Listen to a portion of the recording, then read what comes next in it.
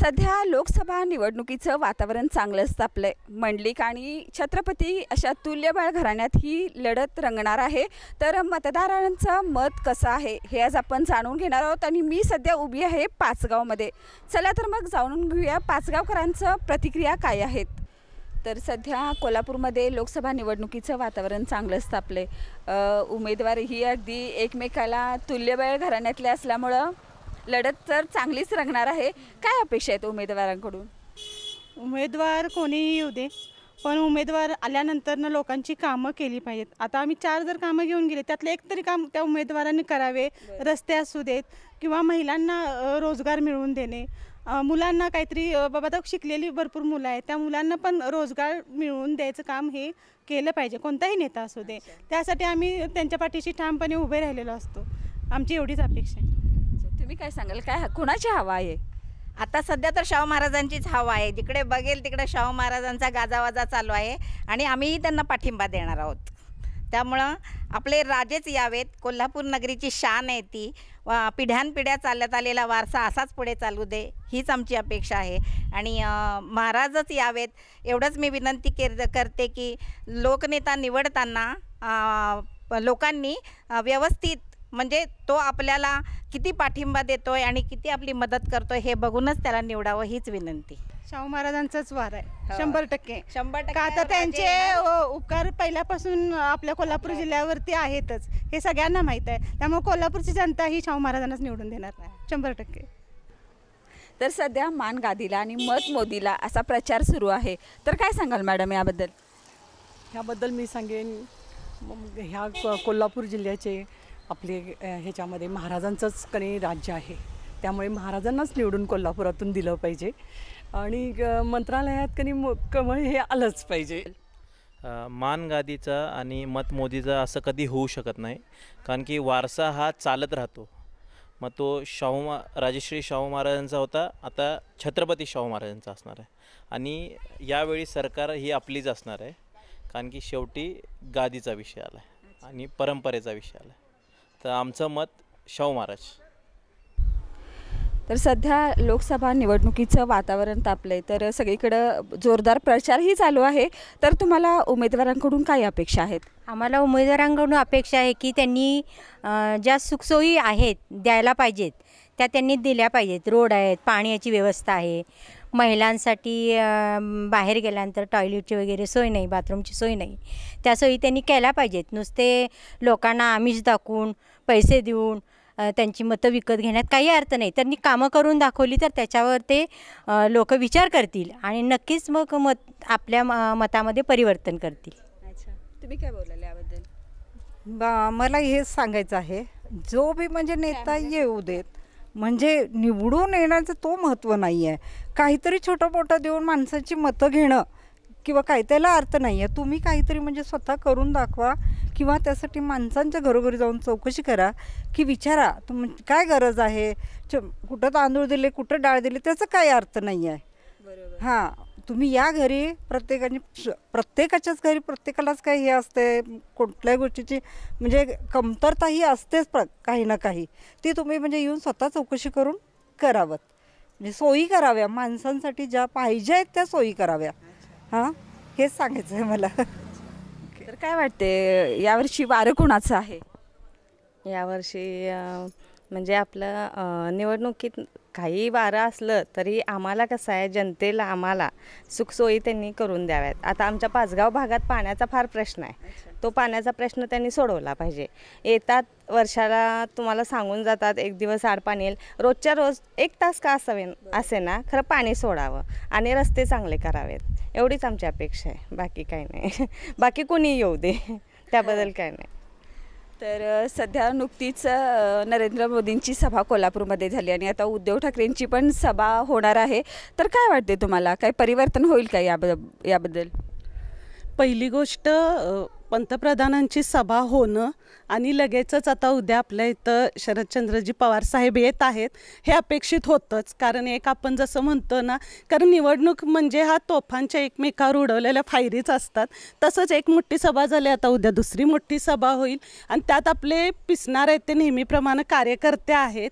तर मला एवढं नक्की सांगावं वाटेल की देश कोणत्या दिशेनं चालला आहे, मग ती गरीब असो श्रीमंत असो, पण या मला विषयात असं वाटतं स्वाभिमानापेक्षा मोठं काहीच नाही आहे. स्वाभिमान विकू नका. स्वाभिमान तुमच्याकडं आहे तर प्रत्येक नागरिक हा श्रीमंत आहे, गरीब असं कोण नाहीच आहे. कारण स्वाभिमान जपत जर तुम्ही प्रत्येकानं मतदान केलं आणि 100% मतदान हे झालंच पाहिजे. कारण मतासारखं दुसरं आपलं कर्तव्य मला वाटते तरी आयुष्यात नसावं.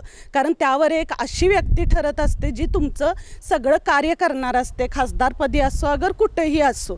तर जेव्हा आपण म्हणतो ना 5 वर्षासाठी तुम्ही निवडून देता, तर 5 वर्षातले ही 2 दिवस सोडून तुम्ही बाकीचे दिवस कुठे असता, हा खरंच म्हणजे मला पडणारा मोठा प्रश्न आहे की त्यातून तुम्ही 2 फेऱ्या तरी काढता का. कारण आत्ता आमच्याच इथलं बघा की पाईपलाईन झाली, थोड्या पाईपलाईनच्या पाईपे अजूनही वरतीच आहेत. छोटी मुलं अगदी खड्ड्यात पडायची वेळ होती, त्याला आम्ही स्वतः जाऊन इथं सांगितलं की खड्डे मुजवा म्हणून.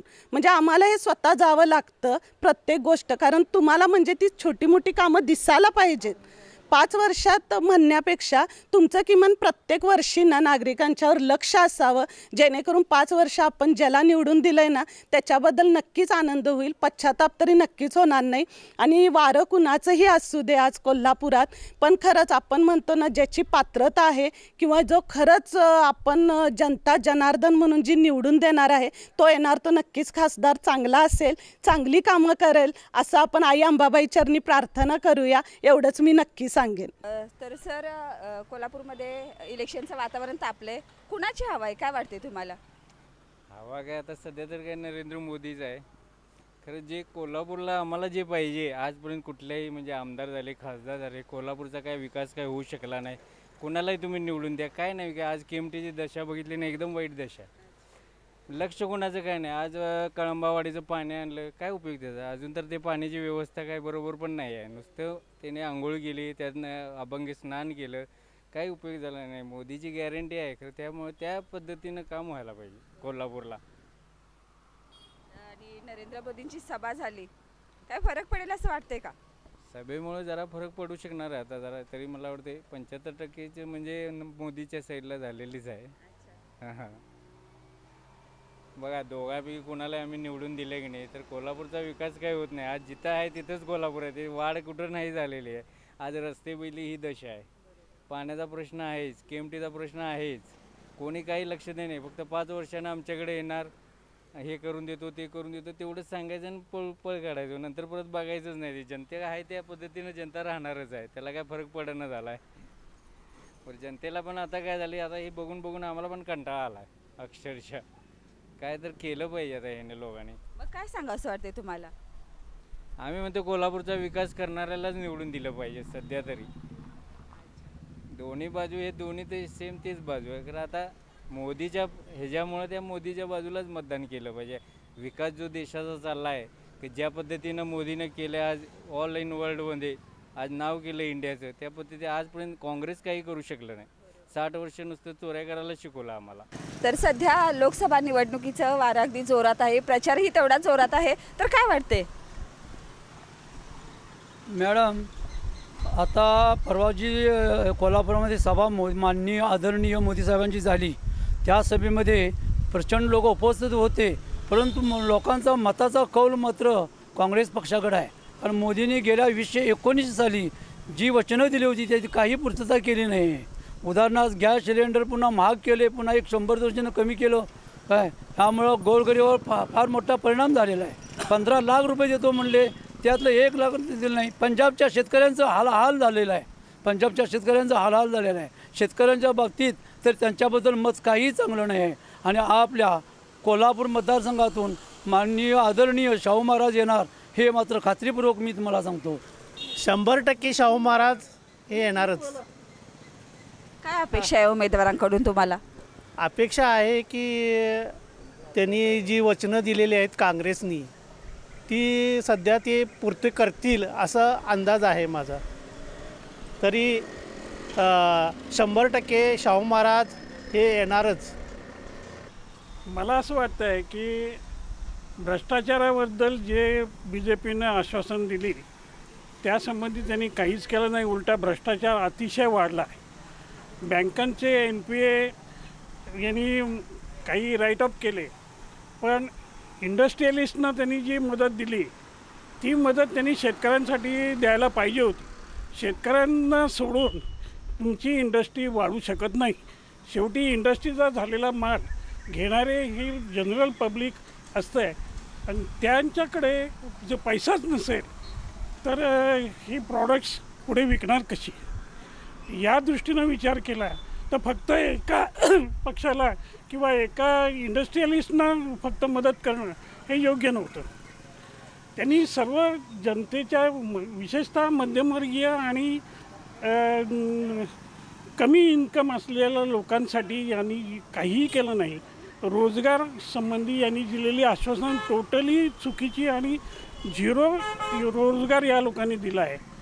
यामुळे जनता BJPवरती प्रचंड नाराज आहे. युवा नेता तर संपूर्ण त्यांना रोजगार नाही, संपूर्ण नाराज आहे युवा नेता. त्याच्यामुळं एक नाही त्यांना नोकऱ्या मिळत नाही. त्यांची परिस्थिती बघितली तर अक्षरशः हालाकीची आहे. तरी सरकारनं आश्वासन दिलेलं आहे की मुलांना नोकऱ्या द्यायचं, पण हे काय आश्वासन चुकीचं आहे. आणि शाहू महाराज हे 100% येणार हे अशी खात्री देतो मी. कोल्हापूरची अस्मिता म्हणून राजश्री शाहू महाराजचे जे वारस आहेत त्यानेच कोल्हापूरकरांनी विचार केलेला आहे. परवा सभा जी माननीय पंतप्रधानांची झाली त्याच्या अगोदरच कोल्हापूरकरांनी 80% लोकांनी ठरवलेलंच आहे. फक्त त्याच्यामुळे 5-10% इकडे तिकडे होईल, परंतु शाहू महाराज हे 100% निवडून येतील. दुसरी गोष्ट की या देशामध्ये जे ज्वलंत प्रश्न आहेत, महागाई, बेरोजगारी वगैरे, ह्याच्याकडे पूर्णपणे दुर्लक्ष BJPने केलेलं आहे. जात धर्म याच्या नावाखाली हे निवडणुकीचं म्हणजे हे चालू केलेलं आहे. दुसरी गोष्ट पंतप्रधान मोदींनी भ्रष्टाचारावरती अनेक म्हणजे राष्ट्रवादीत भ्रष्ट आहेत, अमुक पक्षाचे भ्रष्ट आहेत आणि त्याच लोकांना आपल्या पक्षामध्ये घेऊन त्यांना वॉशिंगमध्ये हे करून स्वच्छ केलेलं आहे. त्यामुळं त्यांचं जे हे बोलणं आहे ते वस्तुस्थितीला धरून नाही. म्हणून या खेपेला तरी कोल्हापूरमधून काँग्रेसच निवडून येणार असं मी खात्रीपूर्वक सांगतो.